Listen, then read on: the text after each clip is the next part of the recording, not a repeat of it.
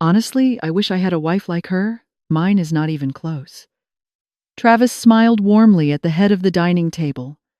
The sharp scrape of a silver knife against porcelain stopped instantly. Josh swallowed a loud chuckle that died abruptly in his throat. The air in the room grew completely still. The overwhelming scent of spilled Cabernet and melting vanilla candles suddenly felt thick enough to suffocate me. I stared down at my glass of flat soda. Small bubbles clung to the rim, popping in the heavy silence. My hands rested in my lap, fingers tracing the worn fabric of a navy dress I had owned since before I was pregnant. It pinched tightly across my shoulders. I was 28 years old. 2 years ago, I was a second-grade teacher whose classroom smelled of fresh chalk and wet paint. Today, I was the exhausted mother of an 18-month-old girl, and I had just become the punchline for a dinner party of 8 people. Travis did not look at me. He was too busy looking at Stephanie. Stephanie sat 2 chairs to my right. She wore a crisp white silk blouse that looked expensive and entirely impractical for a mother. But she was not a mother. She was 31 years old and shared a commercial real estate office with my husband. Throughout the evening, I had watched them. They operated with a practiced, seamless rhythm. When Travis started a story about a difficult property listing, Stephanie would chime in with the punchline. When someone asked about interest rates, they answered in unison. I had watched her hands. People reveal everything with their hands. Stephanie kept her perfectly manicured fingers wrapped securely around the stem of her wine glass. She never reached out to touch his arm. She was much too careful for a mistake like that, but her eyes kept darting to his face. She watched him the way a student watches a teacher waiting for a nod of approval. She collected his smiles like they were currency. I had given up my career to follow Travis to Austin when he received a lucrative job offer. He had promised it would only be for 1 year. He had promised to support me when I was ready to find a new school. That was 24 months ago. The first school I contacted never returned my call.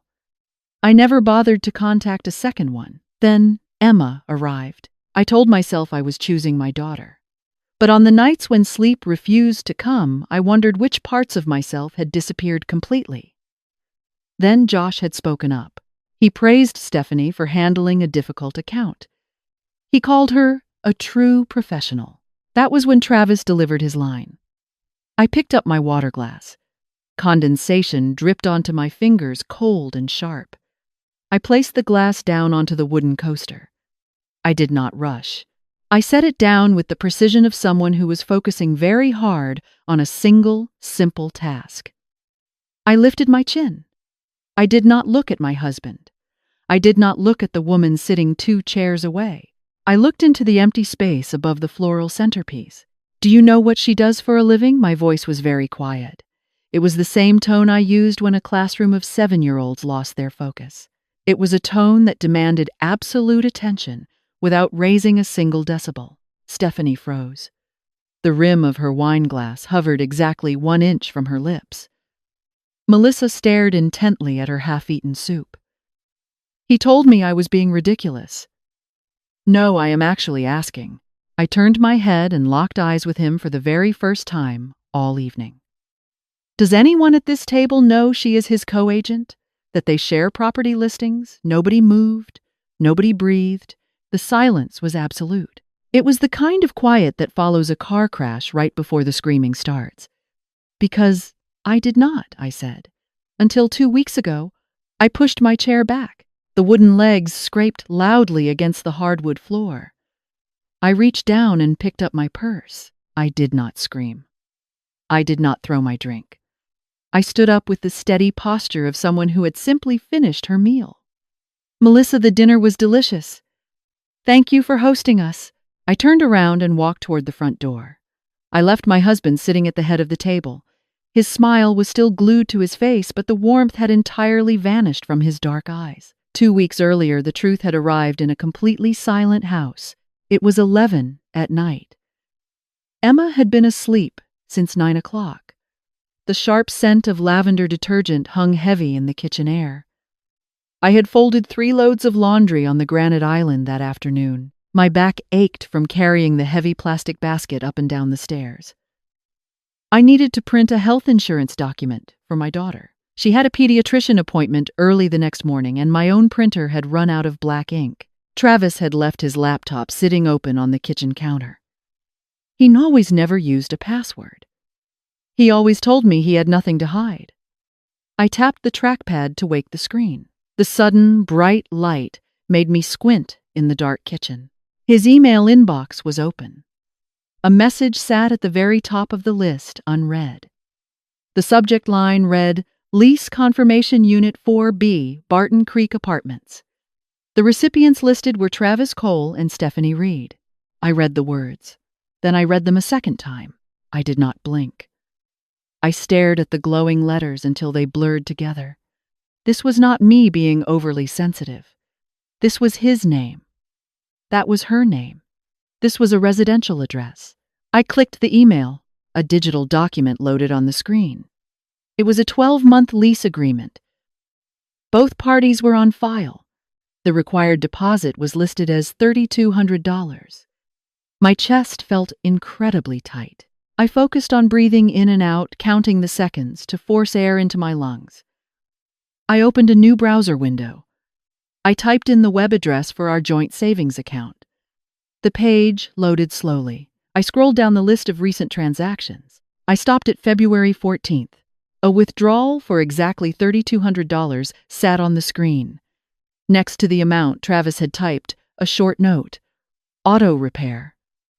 I vividly remembered that week. He had come home complaining about the transmission on his truck. He said the mechanic needed cash up front for the expensive parts.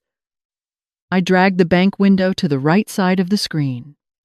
I pulled the email to the left side. I looked at them side by side. The dates matched perfectly. The lie was sitting right there in front of me, documented in cold, digital ink. I did not cry. During our second year of marriage, I had found a strange text message on his phone. I had sobbed that night. I had demanded answers with tears streaming down my face.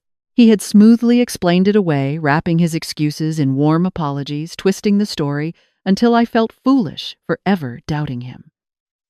He had convinced me I was just being insecure.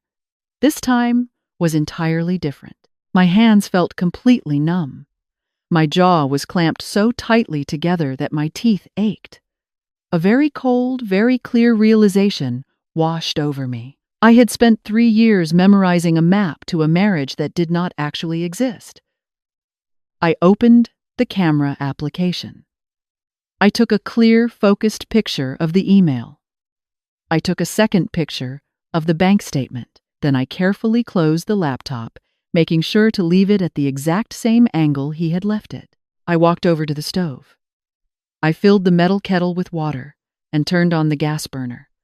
I pulled a mug from the cabinet and dropped a chamomile tea bag inside. The water boiled, whistling sharply in the quiet kitchen. I poured the water, watched the thin white steam rise, and carried the mug to the dining table. I sat in the dark.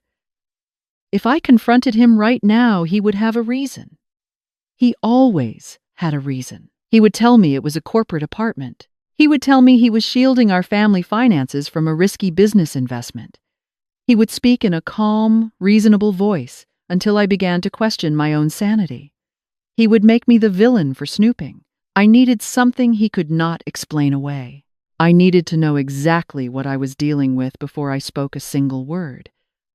I decided to wait. The tea slowly lost its heat. I sat at the table until 1 a.m. I did not take a single sip. The morning after I found the email, the Texas sun beat down mercilessly on the pavement. It was 10 o'clock. I pushed Emma in her stroller down the sidewalk. The plastic wheels rattled loudly over the uneven cracks in the concrete. I stopped 2 houses down from my own and knocked on Gwen's front door.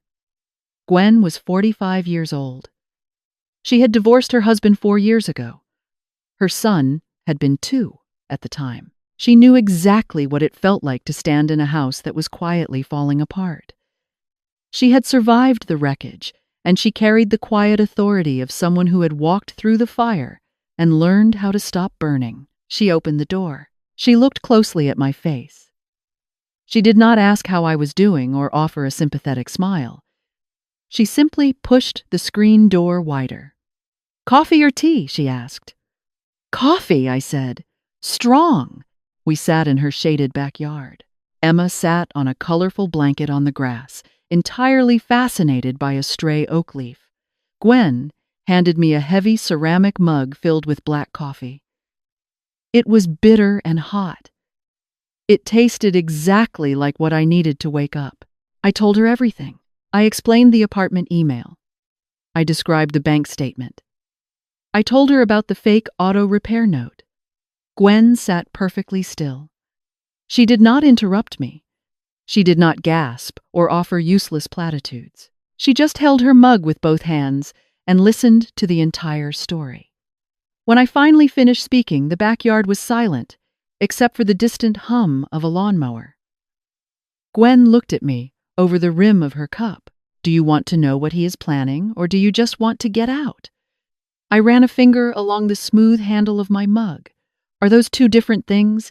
"Very different," Gwen said. Her voice was steady and practical. "If you want to know what he is planning, you need time, and you need evidence. If you just want to get out, you can pack a bag and leave this afternoon." "And what if I want both, Gwen?" "Set her coffee down on the wooden patio table. Then you need a lot more time, and you have to completely stop acting like a woman who does not know anything. Step 1 is figuring out exactly where you stand financially. Step 2 is figuring out what he knows about what you know." I looked over at Emma. She was trying to put the dirty oak leaf into her mouth. I leaned forward and gently pulled it away from her fingers. It was the very first time in 2 weeks that I felt real oxygen reach my lungs. Gwen did not tell me I deserved a better husband. She did not tell me Travis was a terrible person.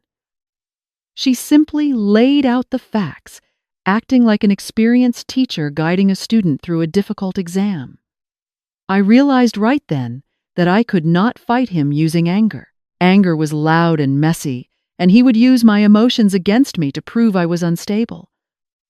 I had to fight him with cold, hard facts. I had to build a wall of evidence so high that he could never climb over it. I returned from Gwen's house with a strange, quiet energy humming beneath my skin. I did not pack a bag. I did not confront my husband. I simply went back to my kitchen and began to pay attention. The afternoon sun cut a bright yellow angle across the floorboards. Emma sat on her playmat, repeatedly dropping a heavy wooden block onto the hardwood. The sharp clatter echoed in the quiet room. I sat at the island with my phone in my hand, staring at the family tracking application. Travis had installed it on my phone when Emma was 3 months old. He had told me he just wanted to make sure the baby and I were safe when we went out for walks. I had accepted his explanation without a second thought. I had been so desperately exhausted and so eager for his care that a digital tether felt like a warm blanket. Now, I looked at the little blue dot representing my phone on the digital map. I tapped the settings menu. I navigated to the family circle options. I typed his cell phone number into the blank field and pressed the confirmation button. A small gray banner appeared at the top of my screen. Family member added. I did not send him a notification. I simply locked my screen and slid the phone into my pocket. He had built the surveillance system himself. I was just finally turning it on. For 12 days, I became a silent student in my own home. I started a new page in the notes application on my phone. I recorded his routines, his excuses, and the subtle shifts in his tone. A clear pattern emerged almost immediately. Wednesdays and Fridays were always late nights. He would walk through the front door, smelling of expensive restaurant food, tossing his keys on the counter, and complaining about demanding clients and endless open houses. I checked the tracking history on Wednesday evening while he was supposedly showing a property in Round Rock. The digital map showed his phone sitting completely stationary at the Barton Creek Apartments. He was there for nearly 2 hours. There were no open houses in that complex. I had checked the real estate listings just to be absolutely certain. The confirmation hit me hardest when I looked back at the previous month. Emma had suffered from a terrible ear infection. I had scheduled an emergency pediatrician appointment on the 14th. Travis had called me that morning, sounding deeply apologetic. He had claimed he was completely swamped with an urgent contract negotiation and could not make it. I had taken our daughter alone. She had cried in the brightly lit waiting room, constantly looking toward the glass door for her father. I checked the location history for the 14th. At 2:30 in the afternoon, while I was holding a screaming toddler in a sterile doctor's office, Travis was parked at the Barton Creek Apartments. I printed the location logs at a local shipping store. I sealed them in a thick manila envelope and hid them at the very bottom of a plastic bin filled with Emma's outgrown clothes. The financial picture became clearer during the second week. Travis was taking a shower upstairs. The water pounded loudly through the ceiling pipes. His work laptop was sitting open on our unmade bed. I only touched it because I needed to add Emma's follow-up appointment to his shared calendar. But his corporate email was open on the screen. A message thread regarding expense reports caught my eye. I clicked it. He had submitted receipts for 9 separate client entertainment dinners over the past 4 months. The total amount billed to his corporate account was over $2,800. I scrolled through the attached documents. Every single dinner was logged, but the required field for the client name was completely blank. Gwen had warned me about this. She had explained that real estate brokerages require strict documentation for auditing purposes. You could not just expense luxury dinners without proving who you were trying to sell a house to. I pulled out my phone and photographed the screen. I did not know exactly how corporate fraud factored into a divorce settlement, but I was following Gwen's singular rule. I was recording everything before I knew what I needed. The day before Josh and Melissa's dinner party, the tension in the house felt like a physical weight. It was late Thursday afternoon. Travis leaned against the kitchen counter, casually drinking a glass of sparkling water. He mentioned the dinner plans in a light, conversational tone. Then he cleared his throat. He told me he had invited Stephanie to join us. He waved his hand, dismissing the invitation as a simple professional courtesy. He said he needed to maintain a strong relationship with his sales team. I kept my hands busy, wiping down the pristine granite counter. I nodded slowly and told him that sounded perfectly fine. Travis paused. He set his glass down and studied my face. He leaned in slightly, his brow furrowing into a mask of deep concern. "Are you absolutely sure?" he asked. "You look incredibly exhausted lately. My gut tells me you should probably just stay home with Emma and get some rest. I can make an excuse for you." I squeezed the damp sponge until my knuckles turned white. He wanted me to stay in the house. He wanted to attend a social event with his mistress while presenting himself as the hard-working, dedicated husband of a sick wife. He wrapped his own selfish desires in a thick layer of fake sympathy. "I want to go," I said. My voice was completely flat. "I need to get out of this house." A tiny flicker of annoyance crossed his eyes before he quickly forced a smile.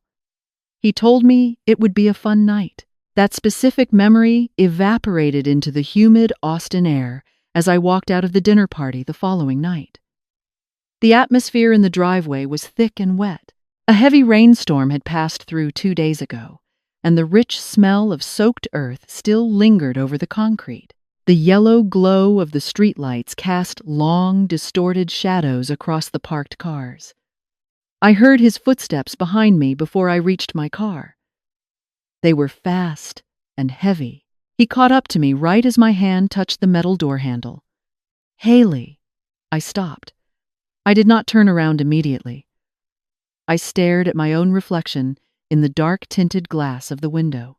I took a slow breath and turned to face him. He stood much closer than normal. He dropped his voice to a low, intense whisper. It was the exact tone of a man who fully believed he was the rational adult dealing with an unpredictable child. "What exactly did you just do in there?" I asked a simple question, I replied. "You completely embarrassed me in front of my close friends. Stephanie is your co-agent. You invited her to a private dinner party without bothering to tell me. And then you sat at the head of the table and told 8 people you wished you had a wife exactly like her. Travis stared at me. He was searching my face for the woman he had lived with for 3 years. He was waiting for me to back down. He expected me to start apologizing for overreacting. He expected me to nervously agree that I was making a big deal out of nothing. When I simply stared back in silence, he immediately shifted his strategy. His rigid shoulders dropped. His sharp eyes softened into a look of profound, wounded pity. "Are you feeling okay?" he asked quietly. "Have you been sleeping enough this week, because I am honestly getting really worried about your mental health?" "Stop. Stop," Woody asked, blinking innocently. "Do not ask me if I am sleeping enough after what you just said to that room full of people." For the first time all evening, the smooth rhythm of his words faltered. The heavy silence stretched between us. He looked at my face, and the carefully constructed mask of the concerned husband slipped just a fraction of an inch. He realized I was not confused. He realized I knew something. He did not know about the tracking application, or the photographs of the lease, or the corporate expense reports. But he knew the ground beneath his feet was no longer solid.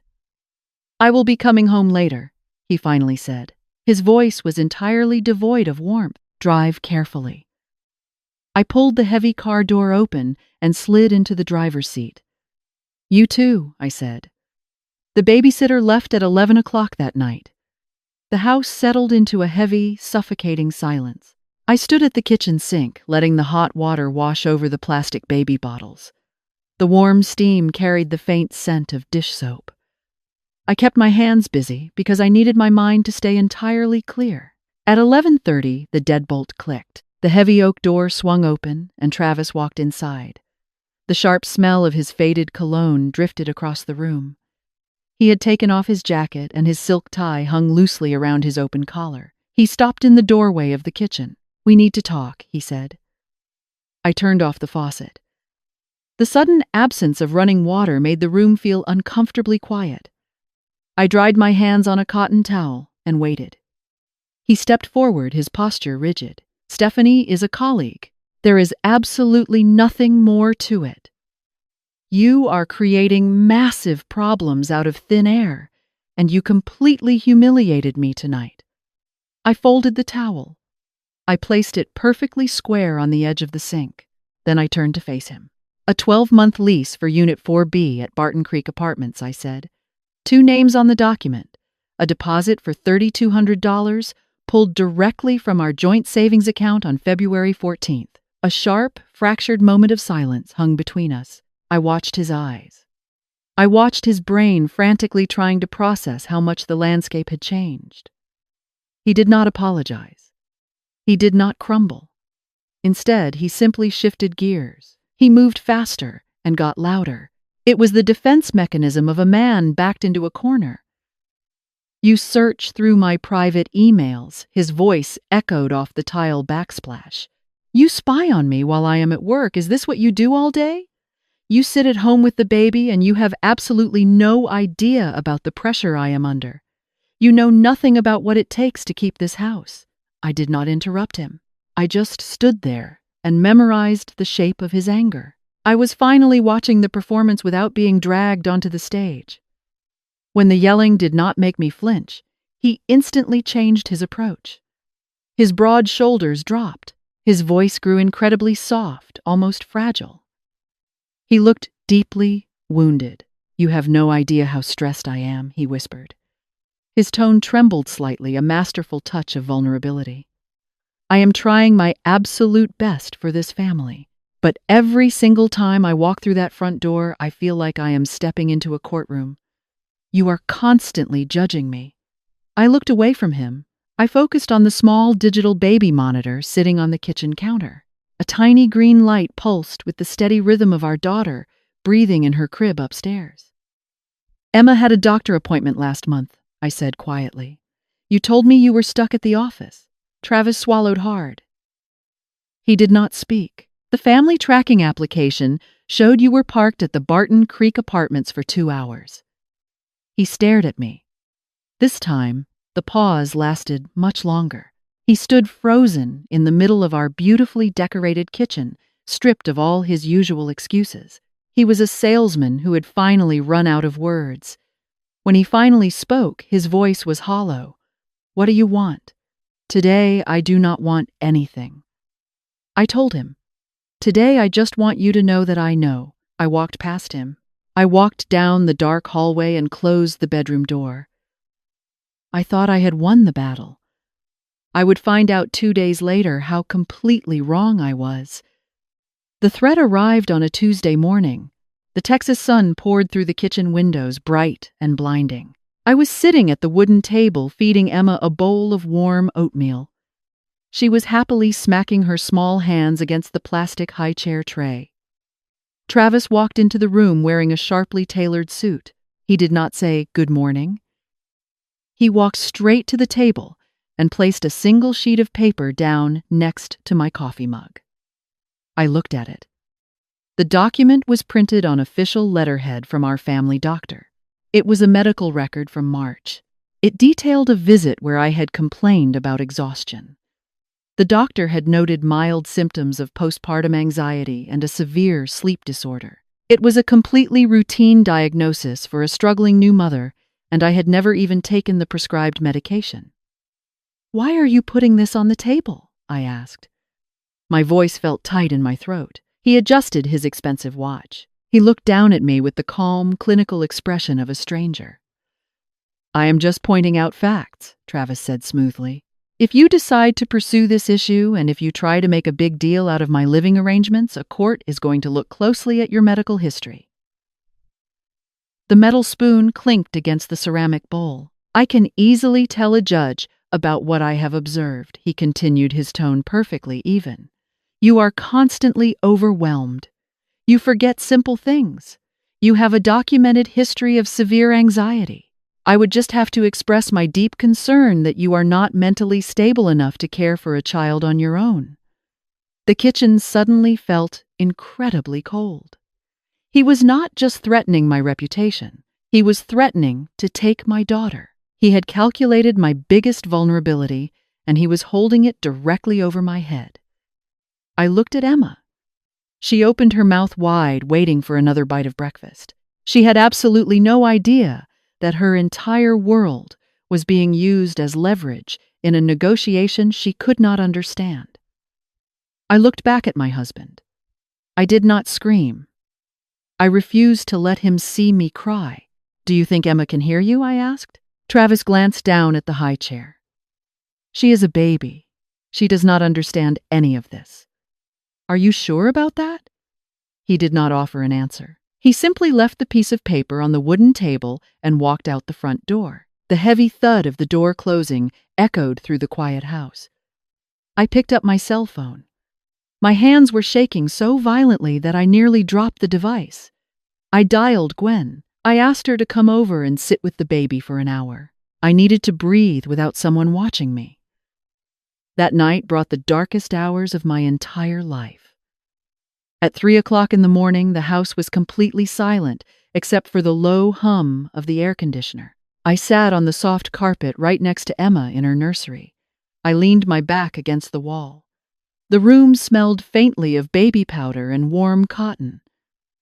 I did not turn on the lamp. I just watched her sleep in the dark. Her small chest rose and fell in a steady, peaceful rhythm. At one point, she twitched in her sleep. One tiny hand reached up into the empty air, grasping at nothing, before gently falling back down to the mattress. My chest physically ached. I rested my hand on the wooden railing of the crib, careful not to touch her and wake her up. I sat there and traced the impossible geometry of my situation. If I fought back with anger, he would document my outbursts and use them to prove I was unstable. If I stayed quiet and pretended everything was fine, he would continue to live 2 separate lives and he would win. If I filed for a divorce, he would drag my medical records into a courtroom and fight me for custody. It was the ultimate trap.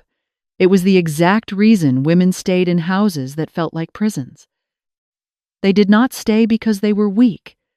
They stayed because the cost of leaving was their own children. I watched the gentle curve of my daughter sleeping. I thought about the lesson I would be teaching her if I swallowed this poison. If I accepted a husband who lied, manipulated, and threatened me, I would be showing Emma that this was what love was supposed to look like. I would be training her to accept the exact same treatment when she grew up. I could not let that happen. I could not protect myself if I only fought for myself. I had to fight for the little girl sleeping in the crib. I sat on the floor for hours. I watched the black sky outside the window slowly turn to a bruised purple and then to a pale, watery gray. I listened to the birds begin to sing in the oak trees outside. I felt the deep, terrifying weight of what I was about to do settle firmly onto my shoulders. At 6 o'clock in the morning, I stood up. My legs were stiff and my back ached from the hard floor. I walked downstairs to the kitchen. The medical record was still sitting on the table. I picked it up, folded it neatly in half, and threw it directly into the trash can. I picked up my phone and dialed Gwen. She answered on the second ring, her voice raspy with sleep. "I need the name of the absolute best lawyer in Austin," I told her. "Not the cheapest one, the best one." The line went quiet for a moment. I could hear her taking a deep breath on the other end. "Are you completely sure about this?" Gwen asked. I looked out the kitchen window at the rising sun. I had never been more certain of anything in my entire life. "I am sure," I said. Exactly 1 week after I sat on the nursery floor in the dark, my cell phone lit up on the kitchen counter. A text message appeared from an unknown number. I opened it. The message read, "Haley, this is Stephanie. I know you have no reason to read this. I found out he lied. He told me you two had been separated for over a year. He said the legal paperwork was already being handled. I am not asking you to forgive me. I am just—" The text ended right there, as if she could not find the right words to finish her own sentence. I read the small black letters 3 times. I did not feel a sudden rush of vindication. I just felt an incredible, exhausting clarity. Travis had used a carefully crafted narrative about my mental instability to convince her that I was crazy. He had used a completely different narrative about her to control me. We were both just playing pieces on a board where he alone invented the rules. I did not reply to her message. 3 days later, my phone vibrated again. Stephanie had sent a second message. It was a digital photograph. She had taken a screenshot of the corporate calendar Travis used for work. It displayed 7 different client lunches booked over the past 4 months. Stephanie had scheduled every single one of them for him. She included a short text explaining she had just checked the logs and she realized he had never actually attended any of those meetings. She wrote, "I do not know what I am doing by sending this, but I want to send it." I looked at the bright screen. I thought about Emma. I thought about those 7 long afternoons when I was alone with a crying baby while he claimed to be working. I typed out a single sentence and pressed send. "Thank you." 3 days after receiving that final text, I sat in a heavy leather chair across from a lawyer for 2 straight hours. I placed my neatly organized life onto his polished wooden desk. I laid down the printed email confirming the apartment lease. Next to it, I placed the printed bank statement showing the $3,200 withdrawal from our joint savings account on the exact same date. Then came the printed location history from the family tracking application. Beside that, I set down the photographs of his corporate expense reports with all the missing client names. I added the printed text messages from Stephanie. Finally, I placed a digital screenshot of a photograph from the dinner party. It was the picture our host had posted online. Travis and Stephanie were standing close together in the frame, and I was standing 2 chairs away. I had saved the image 36 hours before the host deleted it. The lawyer slowly reviewed every single piece of paper. He did not ask me very many questions. He simply folded his hands together and looked at me. "Do you want to serve him at the house or at the office?" he asked. I thought about the dinner party. I remembered Travis looking at his friends and stating proudly that his wife was not even close to being as amazing as his mistress. "The office," I said. It was 10 o'clock on a Monday morning at the Austin Realty Group. Travis did not know the ground was already crumbling beneath his feet. He was sitting in a bright glass conference room with his senior broker. He had spent an entire year trying to impress this man desperate for a promotion that would dramatically increase his income. The room smelled of fresh dark roast coffee and expensive cologne. The steady hum of the copy machine echoed down the hall. The receptionist knocked lightly on the glass door. She stepped inside and announced a visitor. A man walked in and handed Travis a thick manila envelope. The process server simply did his job and left the room. Travis signed the delivery receipt. He held the heavy divorce documents in his hands. His face remained perfectly blank. He was always an expert at controlling his expression. But at that exact second, the computer monitor on the broker's desk chimed loudly. An email had just arrived. The broker glanced down at his screen. He started reading. The silence in the conference room stretched out thick and heavy. Travis, the broker said slowly, "I just received an email from the legal team representing your wife. They attached scanned copies of your expense reports from February through May. They highlighted a total of $2,847 billed to the company account for client entertainment." Travis did not say a word. "You know our auditing process," the broker continued, his voice dropping to a dangerous flat whisper. "Every single entertainment expense requires a verified client name. There are no names on these files. What exactly did you bill the company account for Travis?" Travis opened his mouth to speak. He tried to offer an excuse, his voice faltering, as he promised he could explain the oversight. The broker raised his hand and stood up. From his seat, Travis could see the glowing computer screen. He watched his boss scroll down to the final attachment in the email. It was the photograph from the dinner party. Travis and Stephanie were smiling perfectly together. Below the image, my legal team had written a simple caption. For context, this was a social event, not a client dinner. "This meeting is over," the broker said. He picked up his cell phone and walked out the door. Travis sat completely alone in the glass room. He held his divorce papers in his lap. Through the clear walls, he watched his boss making a phone call, deliberately facing away from him. The professional reputation Travis had spent 4 years building was dissolving right in front of his eyes. 2 weeks after the papers were served, the bright May sun beat down on my backyard. The morning chill had completely vanished from the Austin air. I could hear small birds chirping in the oak branches near the wooden fence. The green grass was growing too long. It was much taller than I normally liked it. Emma sat on a brightly colored plastic mat near the patio. She was happily chewing on a piece of a plain rice cake. She watched the neighbor's golden retriever sniffing along the fence line, completely fascinated by the animal. Gwen walked through the back gate carrying 2 tall plastic cups of iced coffee. She handed one to me and sat down on the metal patio chair right next to mine. She did not say anything. The divorce proceedings were going to take several more months to finalize. Travis had packed his bags and moved out of the house the previous week.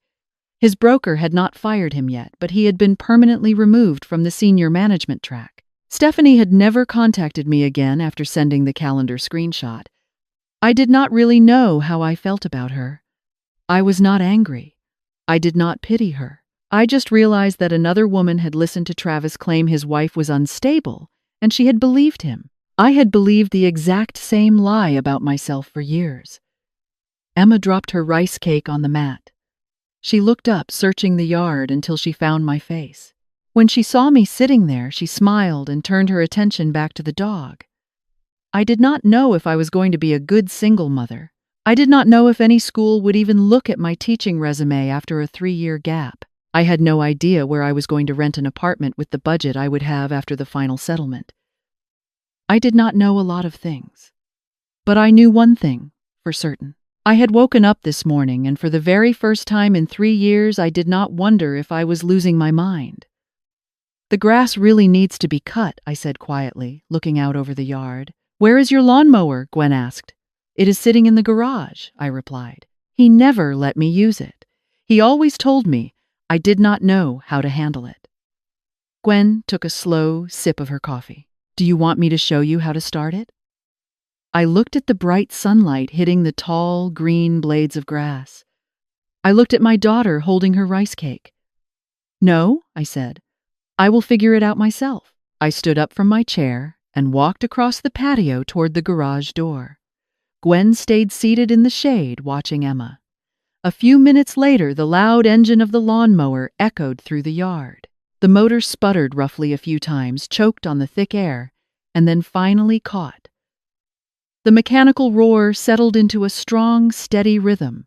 The loud engine of the lawnmower eventually ran out of gas, but the quiet strength I found in the backyard that morning never faded. Exactly 14 months have passed since the day I finally cut my own grass. It was late August. The thick Texas heat baked the asphalt in the school parking lot outside my window. I stood inside my new classroom, breathing in the familiar scent of fresh floor wax and newly sharpened cedar pencils. I picked up a black marker and wrote my name in large, careful letters across the center of the white board. Miss Morrison. Not Mrs. Cole, just Miss Morrison. Emma was 2.5 years old, happily enrolled in the district daycare center down the hall. We lived in a much smaller apartment now. The kitchen counters were cheap laminate instead of imported granite. But the air inside our small home was completely clean, and I never had to check my phone to see if a lie was walking through the front door. The classroom was quiet. Parent orientation had just ended. The room was empty except for one mother who lingered near the doorway. She was nervously twisting a gold wedding band around her finger. Her shoulders slumped forward, carrying a heavy, invisible weight. She looked exhausted, in a way that sleep could never fix. She stepped forward and apologized that her husband could not make it to the meeting. He had a sudden work trip, she said, staring down at the scuffed linoleum floor. At least I think he told me about it last week. He says I forget everything these days. He tells me my memory is just terrible since the baby was born. I stopped wiping the whiteboard. I set the eraser down on the metal tray.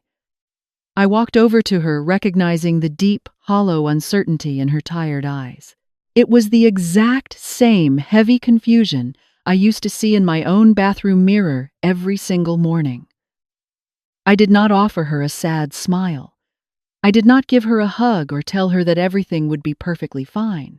I simply walked over to my desk, opened the top drawer, and pulled out a small blank notebook and a blue pen. I walked back and placed them directly into her trembling hands. "Write things down," I told her. My voice was very low and completely steady. "When he tells you a time, write it down. When he tells you a reason, write it down. Because when his story completely changes tomorrow, you need to look at this paper. The paper does not forget. You are not losing your mind." The woman stopped twisting her ring. She looked down at the blank notebook. She slowly pulled it against her chest, holding it like a small protective shield. A single tear slipped down her cheek, but she did not wipe it away. She simply nodded once, turned around, and walked out into the brightly lit hallway. I watched her leave, knowing she had just taken her very first step out of the dark. We spend so much of our lives trying to be the perfect partner. We act as the quiet peacemakers. We shrink ourselves down to fit comfortably into spaces built by men who constantly tell us we are taking up too much room. We swallow their carefully constructed excuses until we entirely forget the taste of the truth. The hardest part of escaping a burning house is realizing that the person holding the matches is the exact same person telling you the room is just getting a little warm. I am telling you my story today because I know exactly who is listening right now. You are sitting at a kitchen table. You are holding a cold cup of coffee. You are listening to the heavy silence in your own house, and you are wondering if you are just being too sensitive. You are wondering if maybe you really are the problem. You are not. You are seeing exactly what is right in front of you. Trust your own eyes. Trust your own gut. If my journey sounds like your daily reality, I want you to scroll down and leave a comment right now. Tell me the exact moment you finally realized you were not crazy. Share this story with the woman in your life who is quietly doubting her own sanity today. We do not have to fight these silent battles alone in the dark anymore. Step into the light, pick up your own pen, and let me know I am not standing here by myself. You are sitting in the dark right now, are you not? You are holding a cold ceramic mug, staring at a blank wall, playing a single conversation over and over in your head. You are trying to figure out how a simple question about a missing bank withdrawal somehow turned into a loud lecture about your terrible memory and your constant paranoia. Your chest feels incredibly tight, like a heavy iron band is wrapped directly around your ribs. You are running on 3 hours of sleep, and deep down in the quietest, most vulnerable part of your mind, you are absolutely terrified that he might be right.